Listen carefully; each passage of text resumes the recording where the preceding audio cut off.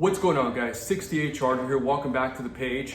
On this episode, we're going to continue part 2 of the 323 short grip install. We're going to be putting in the drive shaft, finishing up the axles, as well as fixing up the brakes. And then at that point, we're going to be able to take the car out for a test drive. So stick around. Thanks for watching. And as always, don't forget to hit that subscribe button. So before putting in the axles, what I want to do is get this cleaned out really well as replacing both flanges, both the metal and the foam one. So I have the foam one right here, which is 13800. So that one's going to go right here, right outside the housing. And then I have the other one, 55032. And this one does go between this plate right here and the housing itself. So I'm going to go ahead and start cleaning everything up so that we can put them in. Right, for this one, I'm gonna be really careful because this one still is connected to the rear brake line. And so I'm just gonna clean this up really well and then just insert it in there and push this back in. That way, I'm not really having to take anything out as far as the brake lines go. I just finished cleaning up, so at this point, I'm gonna put the metal flange in there.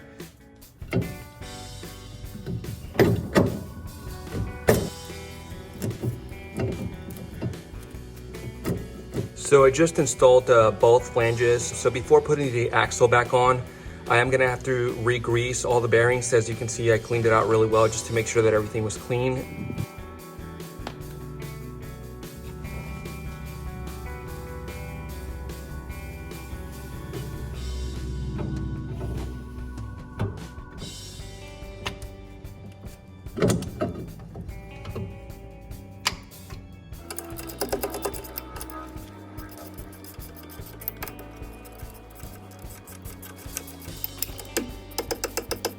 I just finished bolting on this side. I'm about to do the exact same thing to the other side. I just finished cleaning this side as well. This one was not as bad as the other side.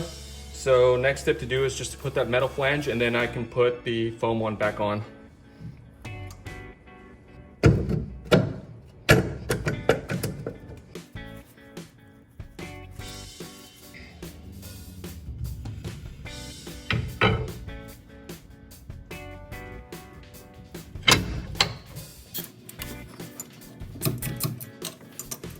Rear axles are in.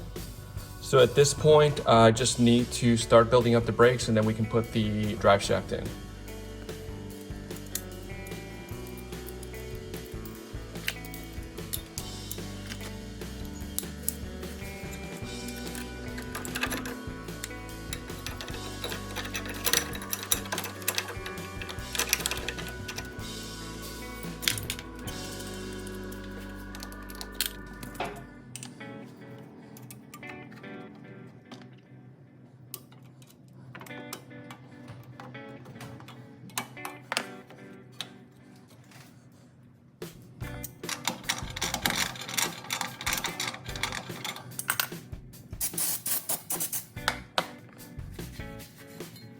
So there's a lot of play on these. So what I'm gonna do is I'm going to tighten them just so that it's a little bit harder to move. All right, guys, so I just tightened them to where it's a little bit hard to turn them.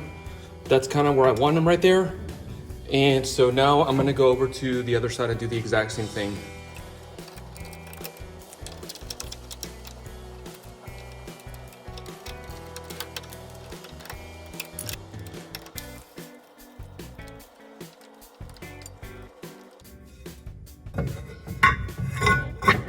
All right, guys, so I just tightened this one, so it's a little bit tight, so it's gonna be good to go. I may have to loosen it just a little bit. And so one of the last things I needed to do in order to get this conversion to work was get a universal U-joint. This one is MOG part number 347. And what this does, it goes from a small yoke over to a big one.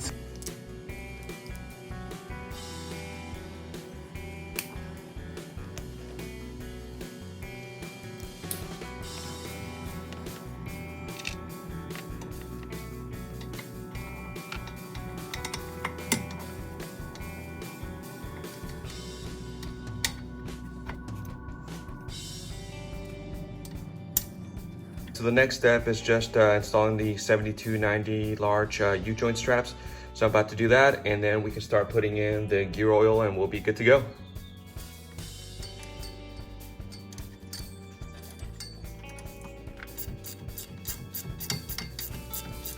The final step of the process is just putting in the gear oil and also the limited slip differential oil additive.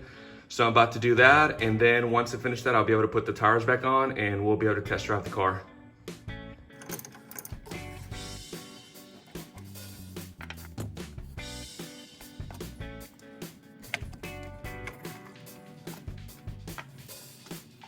For this next step, I decided to use a fluid pump, so let's go ahead and get started.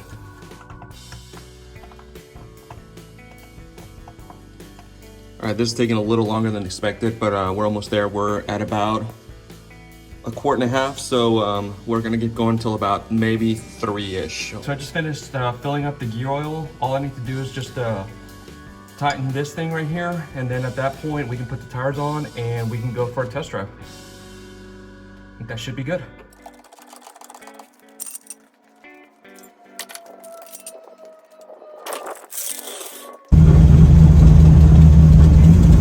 All right, guys, so the car is driving so much better right now. It's got way better pickup on the low end.